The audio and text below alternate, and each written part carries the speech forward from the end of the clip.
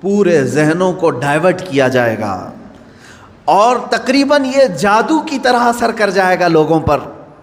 مثال کے طور پر ایک جادوگر کسی محلے میں آتا ہے، شعبدہ بازی دکھاتا ہے۔ پہلے تو ہوتا تھا سڑکوں پر ہی کھڑے ہو جاتے تھے، سانپ کا کھیل دکھانے والے، یا کسی بچے کو لیٹا کر چادر اوڑھا کر اس کی گردن الگ کر کے دکھانے والے، یہ شعبدہ بازی ہوتی تھی۔ لیکن ایک بات یاد رکھیں، لوگ گھیرا ڈال کر دیکھتے تو ہیں، اس میں 90% لوگ صحیح سمجھ لیتے تھے، جبکہ وہ آنکھوں کا دھوکہ ہے۔ بہت ساری چیزیں اتنے شارپ طریقے سے وہ جادوگر کر کے دکھاتا ہے کہ تمہاری آنکھوں کو دھوکہ ہوتا ہے۔ لیکن میرے عزیزوں، اسی مجمع میں 5 یا 10% ایسے لوگ بھی ہوتے ہیں جو اس کے ان کاموں پر یقین نہیں کرتے۔ ہے ہر زمانے میں جہاں پر بھی جو جادو دکھا رہا ہے، اس کے مجمع میں پورے 100% لوگ یقین کرنے والے نہیں ہوتے۔ چند لوگوں کے دلوں میں شک ہوتا ہے، کچھ تو اس نے گڑبڑ کیا ہے۔ اب یہ وہ لوگ ہوتے ہیں ان کے اوپر جلدی جادو اثر نہیں کرتا۔ اسی طرح میرے عزیزو، آج کے زمانے میں یہ جو دجالی نظام قائم ہے، اس کا اثر بھی بھولے بھالے لوگوں میں تقریباً ہو جاتا ہے، لیکن سلیم فطرت والے جو عقل سلیم رکھتے ہیں ان پر ان کا جادو اثر نہیں کرے گا۔ اب آپ سب کو میں پہلے سے آگاہ کر رہا ہوں، قرآن کا چیلنج ہے کہ یہ پوری دنیا میں غالب آ کر رہے گا، غالب آ کر رہے گا، اور قرآن کی کوئی بات جھوٹ ہو نہیں سکتی۔ اسلام غالب آئے گا پوری کائنات پر۔ سب سے بہتر، سب سے برتر جو دین کہلائے گا دنیا میں وہ اسلام ہوگا، کیونکہ یہی دین حق ہے جس کے متعلق قرآن پاک نے ارشاد فرمایا۔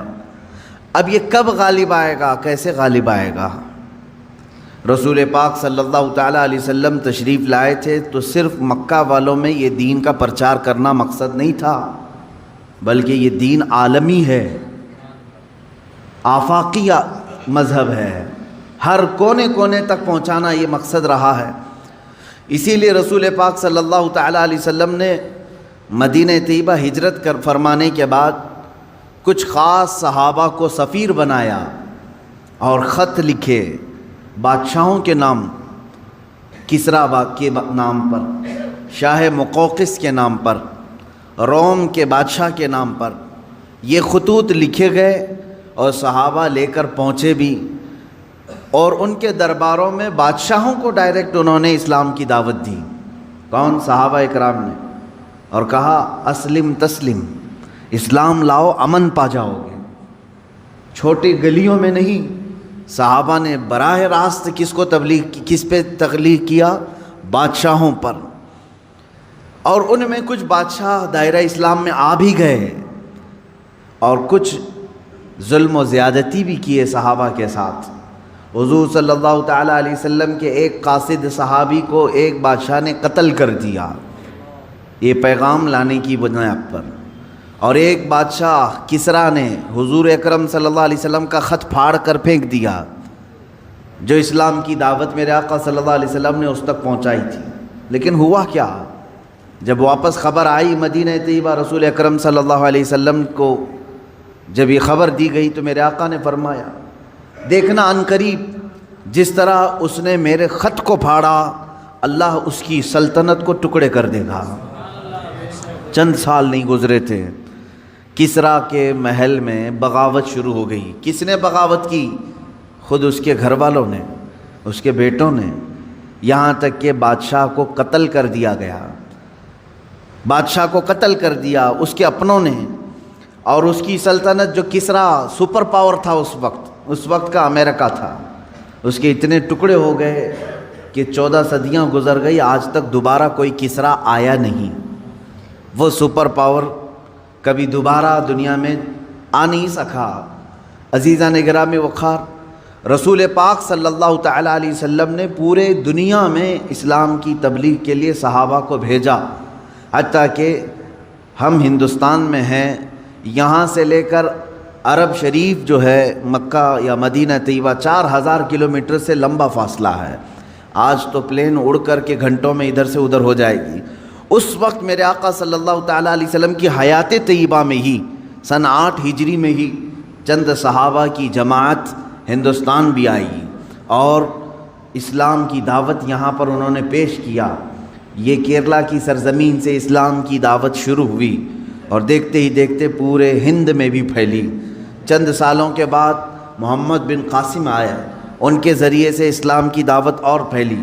ان کے بعد اور تابعین آئے، پھر سرکار غریب نواز تشریف لائے اور ان کے ذریعے سے اسلام کی تبلیغ میں کافی اشاعت ہوئی۔ میں یہ کہنا چاہتا ہوں کہ اللہ تبارک و تعالیٰ نے جو فرمایا لِيُظْهِرَهُ عَلَى الدِّينِ كُلِّهِ، یہ رسول کو جو دین دے کر بھیجا ہے اللہ اسی لیے بھیجا ہے کہ پوری دنیا کے دینوں پر یہ غالب آ جائے، سارے مذہب پر، سارے مذاہب پر اسلام غالب آئے گا، اگرچہ کافر اور مشرک اس کو ناپسند کریں گے۔ میرے عزیزو، وہ وقت اب تک نہیں آیا جو قرآن نے وعدہ کیا ہے کہ یہ دین غالب آ کر رہے گا، اب تک نہیں آیا۔ غالب کا مطلب یہ ہوگا کہ پوری دنیا میں صرف یہی چلے گا اور کچھ نہیں چلے گا۔ غالب کا معنی یہ میں یہاں مراد لے رہا ہوں۔ اس طرح سے 1400 سال میں کبھی نہیں ہو سکا۔ سیدنا ابو بکر صدیق رضی اللہ تعالیٰ عنہ کے زمانے میں خلافت کی وسعت ہوئی، یمن تک پہنچ گیا۔ حضرت عمر فاروق رضی اللہ تعالیٰ عنہ کے زمانے میں اور وسعت ہوئی، شام، ایران، عراق، مصر، یہ سب دائرہ اسلام میں آئے۔ حضرت عثمان غنی رضی اللہ تعالیٰ عنہ کے زمانے میں اسلام کی سرحدیں اور پھیلیں، یہاں تک کہ آذربائیجان تک پہنچ گئے۔ مولا علی کرم اللہ وجہہ الکریم کے زمانے میں اور وسعتیں ہوئی، ہند تک اسلام پھیل چکا تھا۔ اب اسی طرح بعد کے جو ملوک آئے، یعنی اموی جو خلافت تھی، اس میں جتنے بادشاہ آئے انہوں نے بھی اسلام کی وسعتوں کو پھیلایا، لیکن پورے کے پوری دنیا پر اسلام کو غالب کرنے کے لیے کوئی بادشاہ نہیں آیا۔ تقریباً عباسی خلافت جو ہے 550 سال کے قریب چلی۔ ان کے بعد خلافت عثمانیہ جو ترکی کی ہے، ان کی بھی حکومت تقریباً 600 کے آس پاس چلی، 650 سال تک۔ اب اندازہ کریں ترکی کی خلافت عثمانیہ کی بھی سرحدیں تقریباً 3 انٹرکانٹیننٹل تک پہنچتی تھی، بر اعظم۔ افریقہ بھی اس میں شامل تھا، ایشیا کے بہت سارے ممالک شامل تھے، یورپ کے بھی کئی ممالک اس میں شامل تھے ترکی کی خلافت عثمانیہ کے انڈر میں۔ پھر بھی غالب جس کو کہتے ہیں وہ نہیں تھا، بہت سارے ممالک اسلام میں نہیں تھے۔ تو اب یہ 14 صدیوں کی تاریخ میں نے آپ کو اجمالاً بتا دی، خلافت راشدہ سے لے کر خلافت عثمانیہ تک، خلافت راشدہ سے لے کر خلافت عثمانیہ تک، یعنی تقریباً 632 عیسوی سے لے کر 1921 تک پورا کا پورا جو یہ یعنی مسافت ہے، اس میں سب بادشاہان اسلام، خلفائے اسلام آئے، لیکن دین غالب جس کو کہا گیا ہے قرآن میں وہ نہیں تھا۔ ہاں چند ملکوں میں ہے، آج بھی 57 کنٹریز میں اسلام ہے تقریباً۔ اسلام تو پوری دنیا میں ہے، لیکن 57 کنٹریز ایسی ہیں جو اپنے آپ کو اسلامی ملک کہتی ہیں، جہاں کے بادشاہ، جہاں کا نظام اکثر بیشتر اسلام سے ملتا جلتا ہے۔ اسلامی کنٹریز کے نام پر 57 ملک آج بھی ہیں، لیکن پھر بھی جو اللہ نے فرمایا پوری دنیا میں غالب آئے گا وہ نہیں ہوا۔ اب ہم رب تعالیٰ سے پوچھتے ہیں مولا وہ کب آئے گا جب پوری دنیا پر صرف دین اسلام غالب ہوگا اور رسول کا یہ دین غالب آ کر رہے گا، یہ بات طے ہے۔ جب اللہ نے فرمایا تو ہونا ہے۔ اس سے پہلے جو حالات آئیں گے وہ بھی میں بتاؤں گا آج کی اس گفتگو میں۔ رسول پاک صلی اللہ تعالیٰ علیہ وسلم سے ہی پوچھ لیتے ہیں کہ آقا آپ کا لایا ہوا یہ دین پوری دنیا کے چپے چپے میں کب پھیلے گا، کب ہر انسان دائرہ اسلام میں رہے گا؟ اللہ کے نبی صلی اللہ تعالیٰ علیہ وسلم ارشاد فرماتے ہیں قیامت کے قریب میری اولاد میں ایک میرا بیٹا پیدا ہوگا جس کا نام محمد ہوگا، حضور صلی اللہ علیہ وسلم کے نام پر ہوگا، اور دنیا اسے لقب سے یاد کرے گی مہدی کے نام سے۔ اور حضور اکرم صلی اللہ علیہ وسلم نے ارشاد فرمایا میری نسل میں، میری اولاد میں، حضرت فاطمہ کی اولاد میں جب وہ پیدا ہوں گے دنیا میں اور پھر ان کی خلافت قائم ہوگی، تو فرمایا گیا کہ پوری دنیا میں صرف اور صرف اسلام غالب آ کر رہے گا۔ اب وہ زمانہ کب آئے گا؟ ہاں، اللہ کا وعدہ برحق ہے۔ اللہ نے فرمایا یہ دین پوری دنیا پر غالب آ کر رہے گا، چاہے تم پسند کرو نہ پسند کرو۔ اب میری گفتگو کو بھی بہت سارے لوگ ناپسند کریں گے، وہ یہی کہیں گے ایک سامپردائک بھاشن ہے، یعنی ایک دوسرے کے بھید بھاؤ کی بات نہیں۔ میں کہوں گا اگر تم زندہ رہو گے تو دیکھو گے انشاءاللہ العزیز تم بھی اس چیز کو ایکسیپٹ کرو گے جو تمہاری روح کو سکون پہنچانے والی چیز ہے، تمہارے قلب میں اطمینان ڈالنے والی چیز ہے۔ اسلام کا مطلب یہ ہے پیس، کہ تمہارے دلوں میں اور روح میں وہ سکون پیدا کرتا ہے۔ عزیزان گرامی وقار، اب رسول پاک صلی اللہ تعالیٰ علیہ وسلم کے فرمان کا مقصد میں آپ کو سمجھاؤں۔ حضور نے فرما دیا قیامت کے قریب میری اولاد میں میرا ایک بیٹا پیدا ہوگا جس کا نام میرے نام سے مشابہ ہوگا، یعنی محمد، اور اسے پورا زمانہ امام مہدی کے نام سے یاد کرے گا، اور وہ پوری دنیا میں، کائنات میں اسلام کو غالب لا کر رہیں گے۔ اسی زمانے میں عیسیٰ علیہ السلام کا نزول بھی ہوگا۔ حضرت عیسیٰ علیہ السلام آسمانوں پر آج بھی باحیات ہیں، یہ ہمارا عقیدہ ہے سارے مسلمانوں کا۔ امام مہدی کے زمانے میں عیسیٰ علیہ السلام اتریں گے۔ یہ کون سا علاقہ ہوگا، اس کے متعلق حدیثیں ہیں۔ حضرت امام مہدی کا جو ظہور ہے یہ کب پیدا ہوں گے یہ نہیں معلوم، ظاہر ہوں گے، یہ پیدا ہو چکے ہوں گے، آج بھی ہو سکتا ہے، ممکن ہے، پاسبل ہے۔ جب ان کی عمر پاک 30-40 سال کے آس پاس ہوگی اور یہ مکہ مکرمہ میں خانہ کعبہ کے طواف کے دوران ایک لشکر آئے گا جو خانہ کعبہ کو ڈھانے کی کوشش کرے گا، حملہ کرے گا، اور حضرت امام مہدی دعا کریں گے۔ آپ کی دعا کی بدولت اللہ تعالیٰ اس آئے ہوئے لشکر کو زمین میں دھنسا دے گا۔ لوگ اسی دن پہچان لیں گے اور ان کے ہاتھ پر خانہ کعبہ کے سامنے بیعت کریں گے۔ اب یہاں سے امام مہدی کا ظہور ہوگا، لیکن اتنا آسان نہیں ہے کہ سب مہدی مہدی کرتے ہوئے ان کے پیچھے چل پڑیں گے، بلکہ ان کے جانی دشمن بن جائیں گے وہاں کچھ لوگ جو ان کو قتل کرنے کی یا ہلاک کرنے کی کوشش کریں گے۔ امام مہدی اپنے متبعین کو لے کر ملک شام کی طرف چلے جائیں گے۔ اب ملک شام وہ ہے جس زمین کو میرے آقا صلی اللہ تعالیٰ علیہ وسلم نے ارشاد فرمایا یہ حشر کی زمین ہے، یہ حشر کی زمین ہے، سارے لوگ ہانکتے ہوئے ادھر ہی لے جائے جائیں گے۔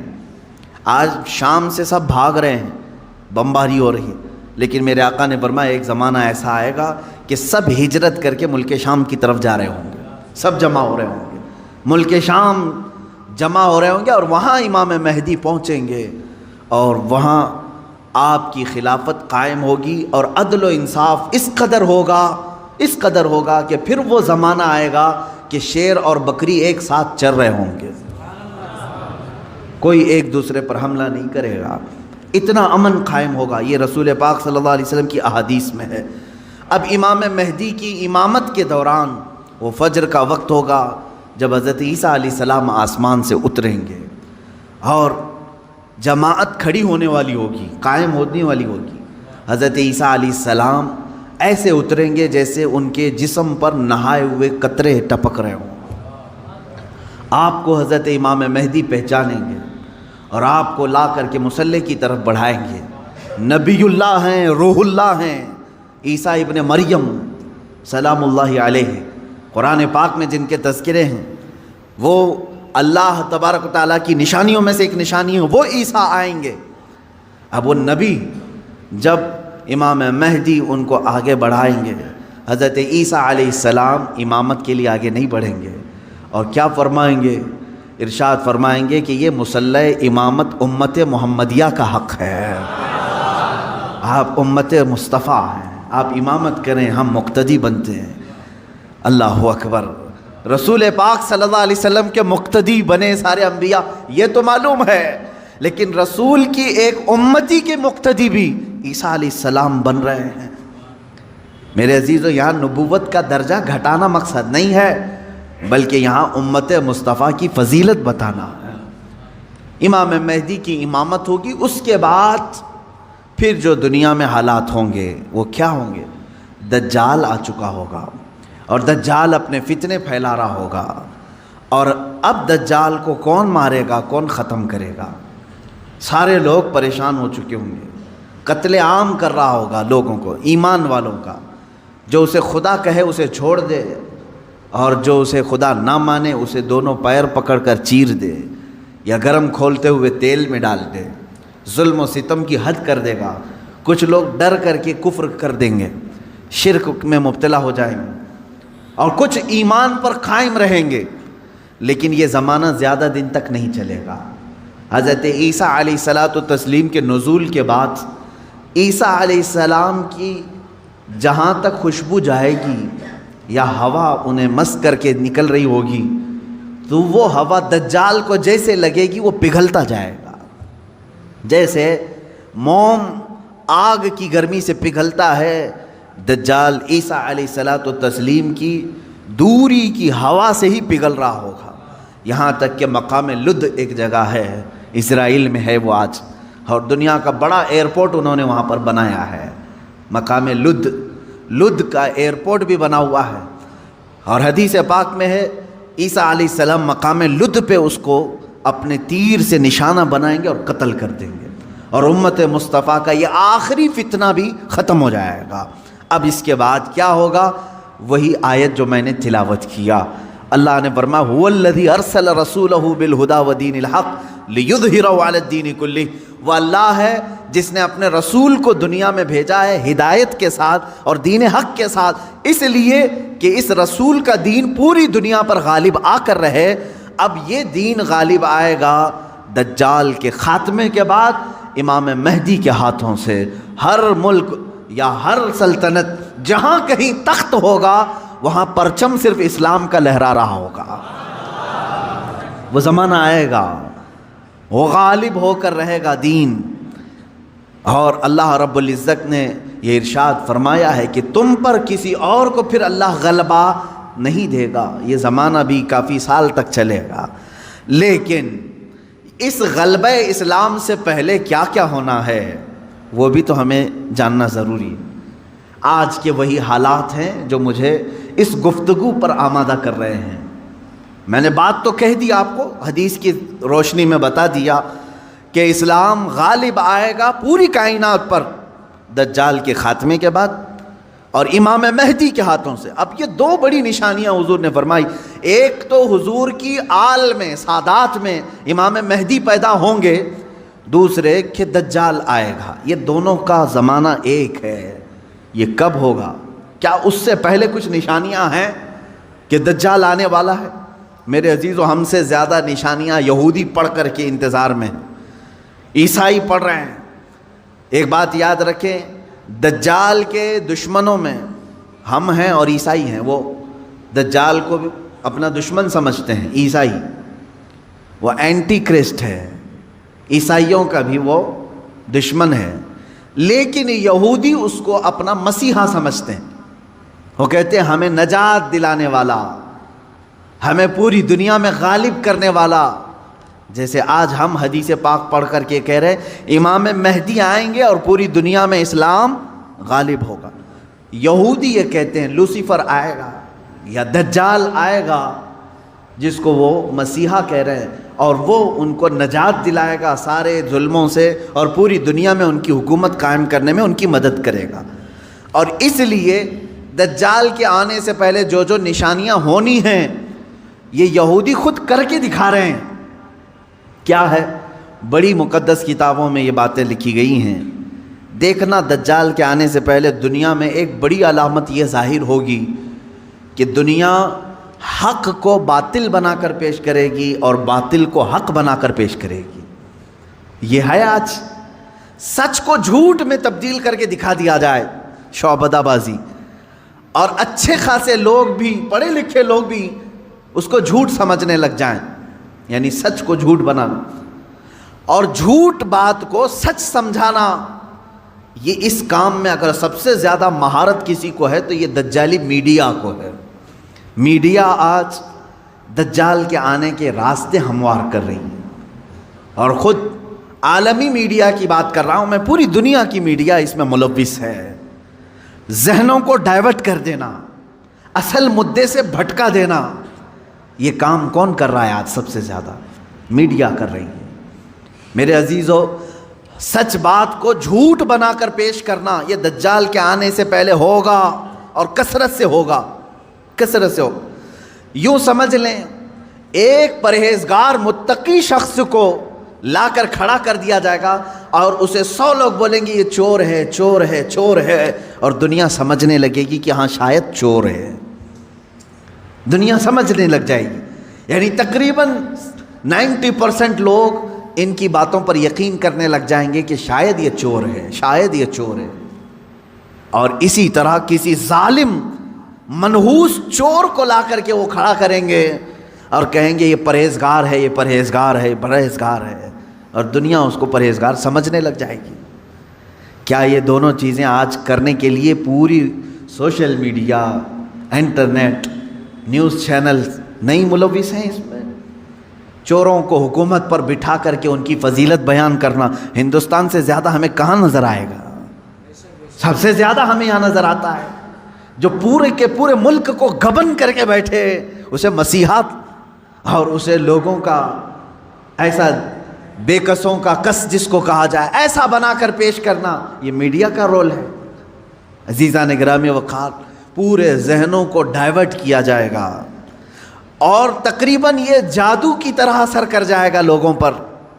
مثال کے طور پر ایک جادوگر کسی محلے میں آتا ہے، شعبدہ بازی دکھاتا ہے۔ پہلے تو ہوتا تھا سڑکوں پر ہی کھڑے ہو جاتے تھے، سانپ کا کھیل دکھانے والے، یا کسی بچے کو لیٹا کر چادر اوڑھا کر اس کی گردن الگ کر کے دکھانے والے، یہ شعبدہ بازی ہوتی تھی۔ لیکن ایک بات یاد رکھیں، لوگ گھیرا ڈال کر دیکھتے تو ہیں، اس میں 90% لوگ صحیح سمجھ لیتے تھے، جبکہ وہ آنکھوں کا دھوکہ ہے۔ بہت ساری چیزیں اتنے شارپ طریقے سے وہ جادوگر کر کے دکھاتا ہے کہ تمہاری آنکھوں کو دھوکہ ہوتا ہے۔ لیکن میرے عزیزو، اسی مجمع میں 5 یا 10% ایسے لوگ بھی ہوتے ہیں جو اس کے ان کاموں پر یقین نہیں کرتے۔ ہے ہر زمانے میں جہاں پر بھی جو جادو دکھا رہا ہے اس کے مجمع میں پورے 100% لوگ یقین کرنے والے نہیں ہوتے، چند لوگوں کے دلوں میں شک ہوتا ہے کچھ تو اس نے گڑبڑ کیا ہے۔ اب یہ وہ لوگ ہوتے ہیں جن کی عقل سلیم ہوتی ہے اور دل پاک ہوتا ہے، ان کے اوپر جلدی جادو اثر نہیں کرتا۔ اسی طرح میرے عزیزو، آج کے زمانے میں یہ جو دجالی نظام قائم ہے اس کا اثر بھی بھولے بھالے لوگوں میں تقریباً ہو جاتا ہے، لیکن سلیم فطرت والے جو عقل سلیم رکھتے ہیں ان پر ان کا جادو اثر نہیں کرے گا۔ اب آپ سب کو میں پہلے سے آگاہ کر رہا ہوں، اپنے ذہن کو، اپنے عقل کو سلیم بنا کر کے رکھو۔ یہ کیسے رہے گا؟ اللہ کی باتوں پر یقین رکھو، اور اس کے علاوہ جو بھی کہے گا، اللہ اس کے رسول کے علاوہ جو بھی کہے گا وہ سچ بھی ہو سکتا ہے، جھوٹ بھی ہو سکتا ہے، مگر میرے مولا کے قول میں جھوٹ کی طرف شائبہ بھی نہیں، سچ ہی ہوگا۔ جب تمہارے ذہنوں میں یہ بات آئے گی تو پھر تم دنیا کو 100% ایمان لانے والے، یقین کرنے والے نہیں رہیں گے۔ آج دیکھ رہے ہیں آپ، میں مسلسل پچھلے 1 ہفتے سے دیکھ رہا ہوں، فرانس میں جو گستاخی ہوئی اور اس کے پاداش میں جو کچھ بھی حالات ہوئے سب کو معلوم ہے۔ فرانس میں جو کچھ ہوا اس پر ڈیبیٹ انڈیا میں بھی چل رہا ہے۔ ہندوستان کے ہر نیوز اینکر اس کو لے کر کے گرما گرم بحث کر رہے ہیں، اور کچھ ایسے لوگوں کو لا کر بٹھایا جاتا ہے، مجھے ان کے بارے میں معلوم نہیں، وہ پیڈ ہوتے ہیں یا بکے ہوئے ہوتے ہیں، یا ان کو اسکرپٹ یعنی سکھائی جاتی ہیں، لکھ کر کے دیے جاتے، پتہ نہیں کون لوگ بیٹھتے ہیں۔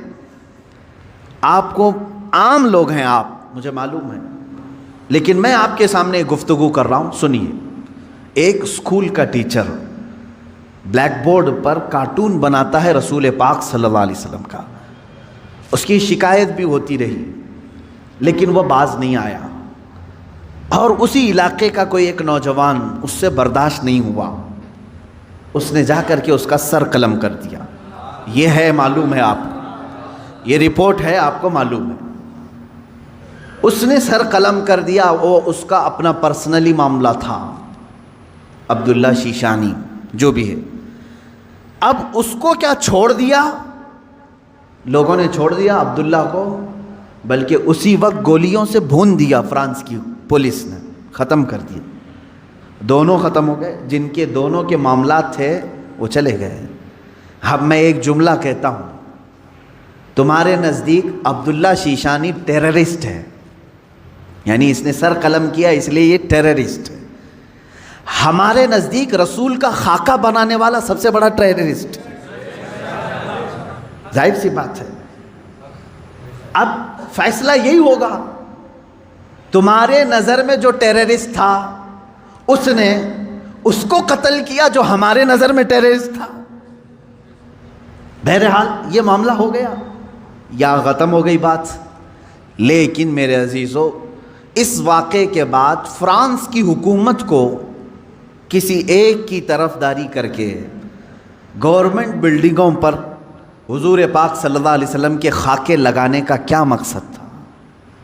حکومت کسی ایک ویکتی کے، ایک پرسنل شخص کی حمایت کرتے ہوئے اور گورنمنٹ کی بلڈنگ پر بڑی سائز میں حضور پاک صلی اللہ علیہ وسلم کی تصویر لگا رہی، یعنی کارٹون بنا کر کے۔ کارٹون در حقیقت یہ گالی کی صورت ہے، آدمی صاف گالی نہیں دے سکتا تو اس کی صورت بگاڑ کر کے کہیں لکھ جائے، حضور پاک صلی اللہ علیہ وسلم کو انہوں نے کیا۔ اب پوری دنیا بھر کے مسلمانوں میں جو غصہ ہے میرے عزیزو، یہ قتل جو ہو چکا تھا وہ 8 دن پہلے ہو گیا، 10 دن پہلے ہو گیا، معاملہ ختم ہو گیا۔ اس قتل پر کسی نے احتجاج نہیں کیا، کہیں ہے کہ پروٹیسٹ نہیں ہوا۔ پوری دنیا بھر کے مسلمان جو راستوں پر آئے یا پروٹیسٹ کیے، کس کے متعلق؟ فرانس کی حکومت نے جو یہ غلطی کی ہے، اپنی عمارتوں پر، گورنمنٹ کی بلڈنگوں پر جو رسول پاک کے خاکے لگائے، اس کے خلاف پوری دنیا بھر کے مسلمانوں کو غصہ ہے اور سب آئے۔ یہ بات صاف صاف میں بتا رہا ہوں آپ کو، سنیے۔ آپ کا میرا غصہ بھی کس پر ہے؟ دیکھیں، ٹیچر کا معاملہ ختم ہو گیا، اس نے کیا تھا، سامنے والے نے مار دیا، وہ معاملہ ختم ہو گیا، وہاں ختم ہو گئی چیز۔ اور جس نے قتل کیا اس کو بھی تم لوگوں نے نہیں چھوڑا، وہ بھی اس کو بھی گولیوں سے مار دیا، معاملہ ختم۔ لیکن ایک گورنمنٹ کا بلڈنگ پر اس طرح سے تصویریں لگانا، یہ در حقیقت پوری دنیا کے مسلمانوں کو جھنجھوڑنا تھا، پوری دنیا کے مسلمانوں کے دلوں پر ضرب لگانا تھا۔ اب ہم پروٹیسٹ کیے، آپ پروٹیسٹ کیے، ہم نے کہا، لیکن ہندوستان میں آنے کے بعد اب دجالی نظام کی جو میڈیا ہوتی ہے یہ کیا کرتی ہے؟ پورے بحث کو ڈائیورٹ کرتی ہے، پورے مدے کو ڈائیورٹ کرتی ہے۔ یہ سارے جتنے پروٹیسٹ ہو رہے ہیں، نیوز والے اسے کیا دکھا رہے ہیں جانتے ہیں آپ؟ نیوز والے یہ دکھا رہے ہیں کہ دیکھو، ایک ٹیررسٹ کی حمایت میں اتنے مسلمان ہندوستان کی سڑکوں پر آ گئے، یعنی عبداللہ شیشانی نے جو قتل کیا ٹیچر کا، اس کی حمایت میں یہ سارے لوگ کھڑے ہیں اور پورا ڈیبیٹ اسی پر چل رہا ہے۔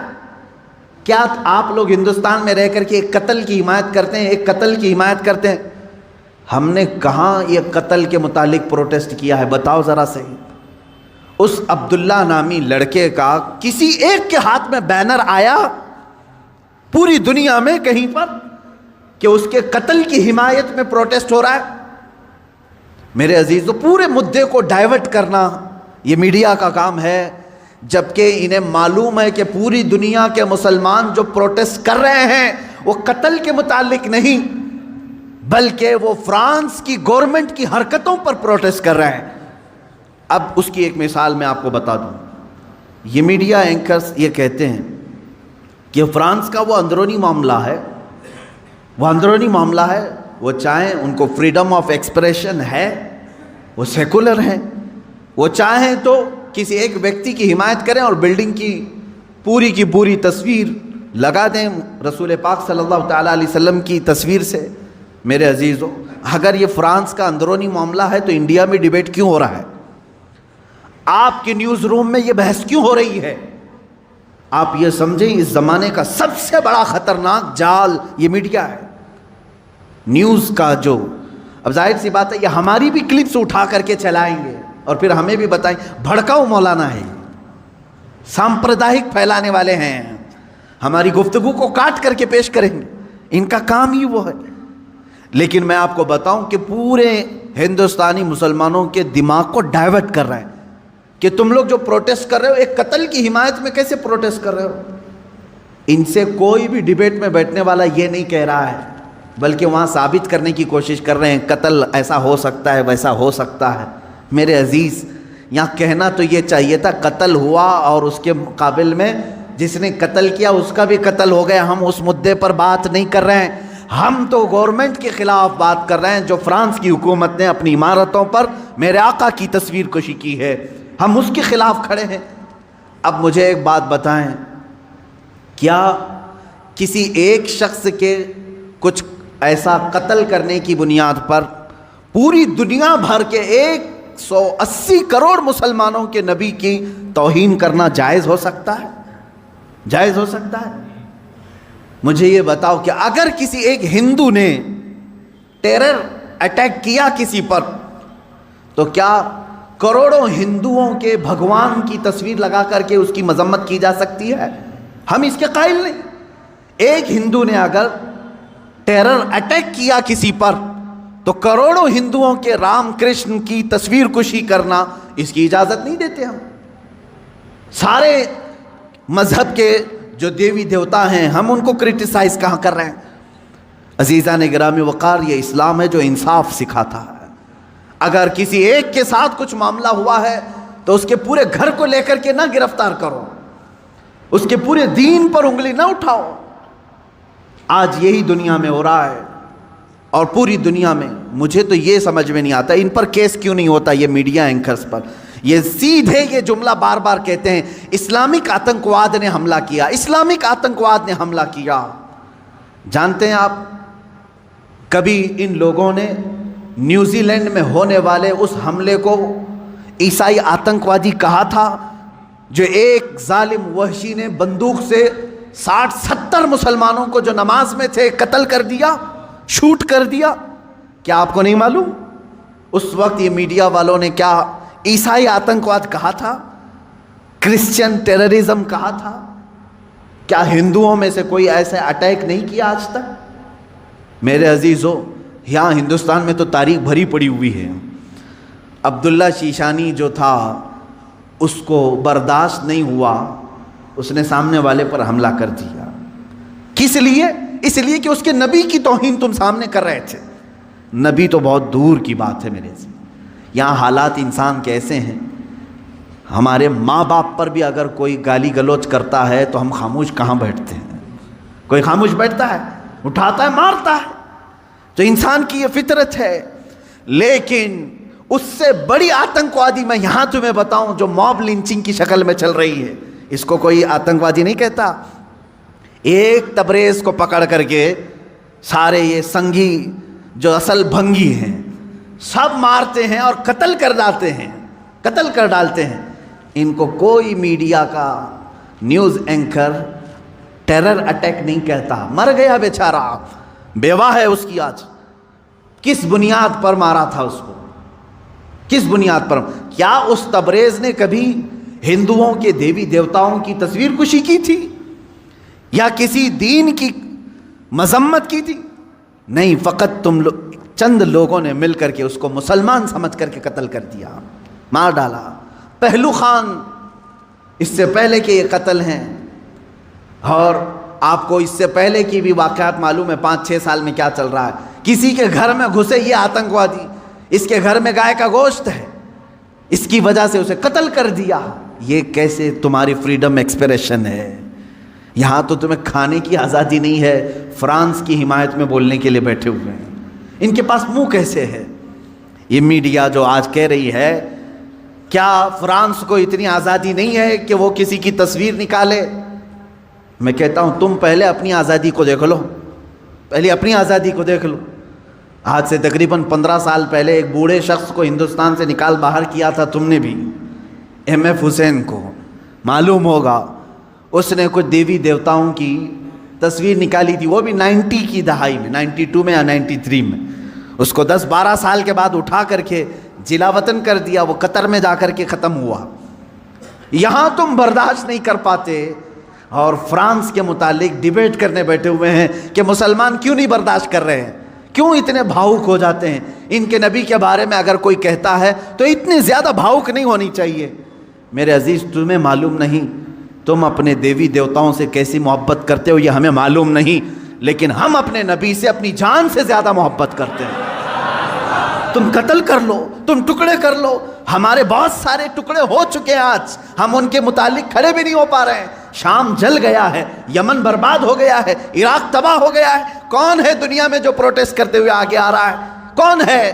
اس لیے کہ ہم اپنے ٹکڑے تو برداشت کرتے ہیں، نبی کی شان میں ادنا توہین برداشت نہیں کر سکتے۔ یہ ہماری جان سے زیادہ کا معاملہ ہے۔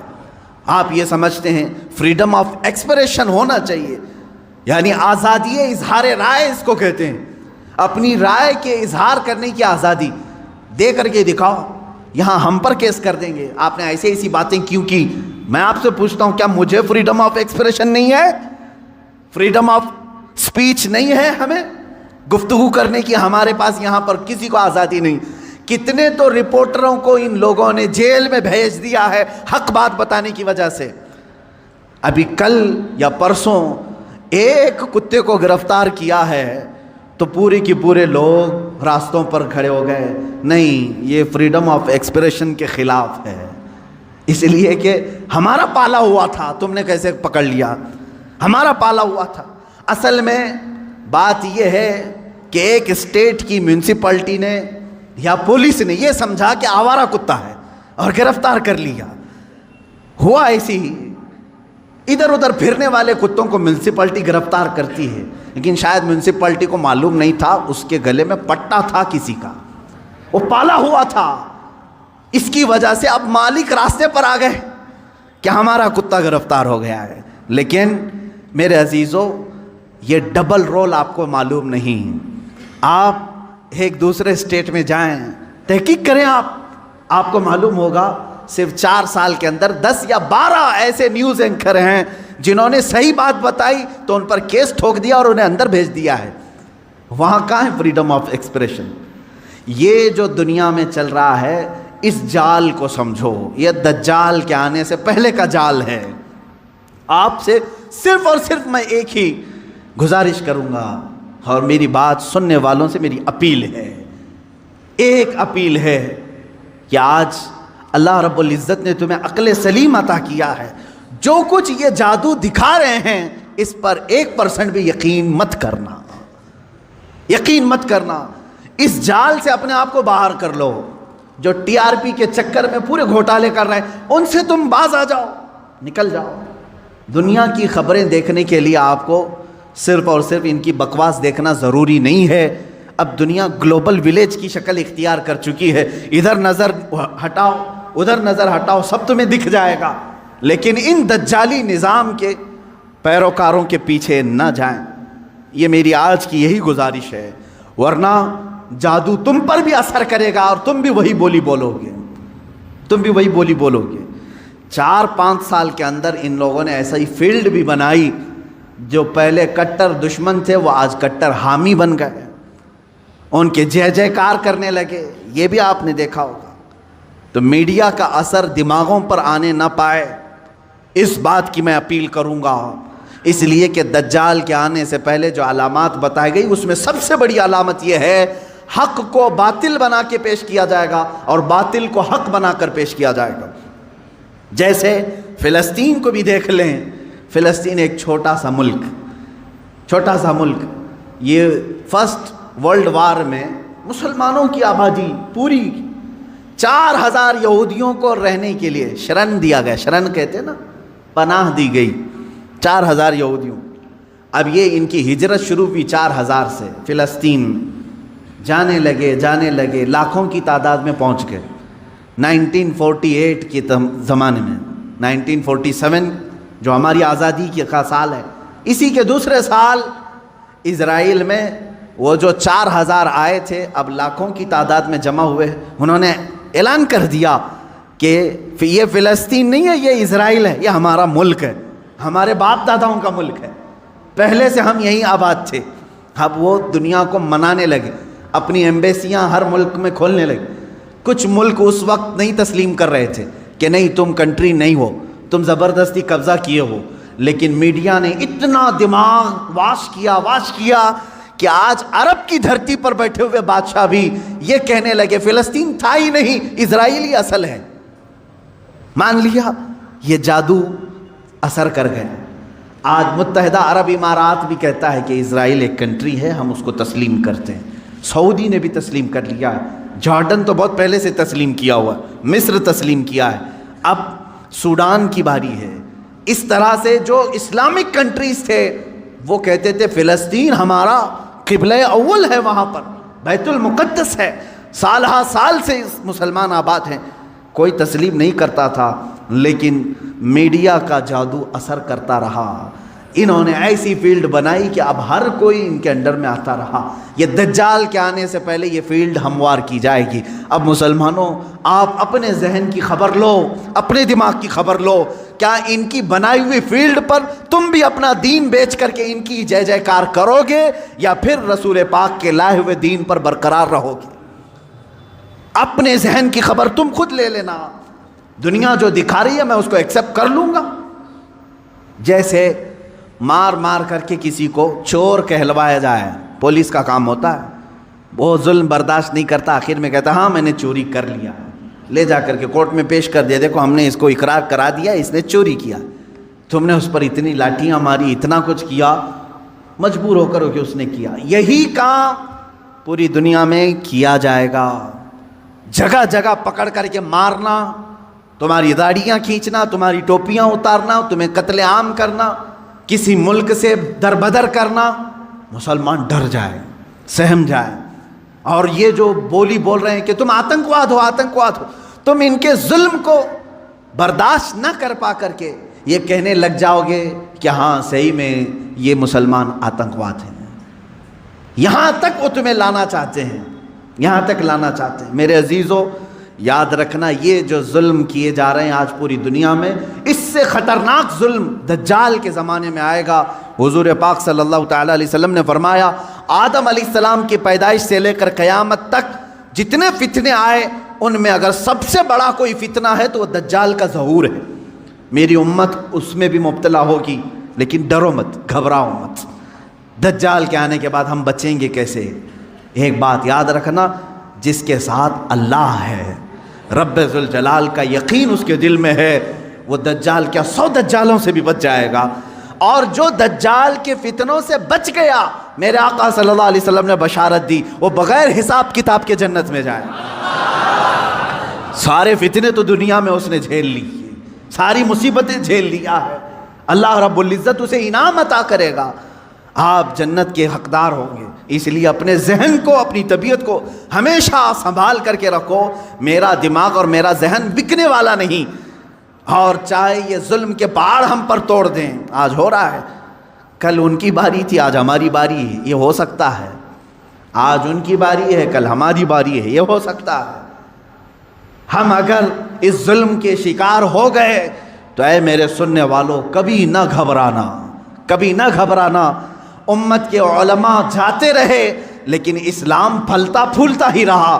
آج اگر ہمارے خون کی اسے ضرورت ہے تو ہم اپنے خون سے اس کی سچائی کریں گے، اس لیے کہ ہم یزیدی نہیں، ہم حسینی کردار رکھتے ہیں۔ ضرورت پڑے تو اسلام کے لیے اپنے خون سے آبیاری کی جائے گی اور دین اسلام کی حفاظت کی جائے گی۔ آپ سب اپنے اختلافات کو ختم کرو، ان دجالی نظاموں پر آپ یقین کبھی مت رکھنا۔ گھر میں جاتے ہی ٹی وی آن کرنا، اس نیوز کو دیکھتے ہیں، اس نیوز کو دیکھتے ہیں، اور پھر اس کو کہیں آمنا صدقنا، ہم ایمان لائے، ہم تصدیق کرتے ہیں۔ نہ، آج کے زمانے میں جس نے اس طرح کا یقین کیا، میں سمجھتا ہوں اس نے بہت بڑی گمراہی خرید لی ہے، بہت بڑی گمراہی۔ ہاں، جب قرآن کھولنا تب کہنا آمنا و صدقنا، میں ایمان لاتا ہوں اور اس کی ہر بات پر تصدیق کرتا ہوں۔ اس لیے قرآن نے کہا ہے هو الذی ارسل رسولہ بالہدی ودین الحق لیظہرہ علی الدین کلہ ولو کرہ المشرکون۔ وہ اللہ ہے جس نے اپنے رسول کو ہدایت کے ساتھ بھیجا ہے اور ایک حق دین دے کر کے بھیجا ہے، اس لیے بھیجا کہ اس رسول کا دین پوری دنیا میں غالب آ کر رہے گا، پوری دنیا میں غالب آ کر رہے گا انشاءاللہ العزیز۔ وہ دن آئے گا جب ہر گھر پر، ہر پارلیمنٹ پر پرچم اسلام لہرا رہا ہوگا، میرے نبی کا، مصطفیٰ کریم صلی اللہ تعالیٰ علیہ وسلم کا نظام بول رہا ہوگا۔